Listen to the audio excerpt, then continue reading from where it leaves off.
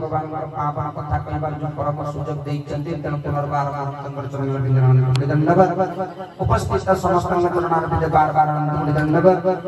आउ बड़ सुंदर भाव निवेदन करी समस्ते महाप्रभुकर ए मठ प्रति समस्त आनंद रखंतु समस्ते साहाय्य सहयोग करंतु जेभली भाबे आनंद सबुले लागि थाउ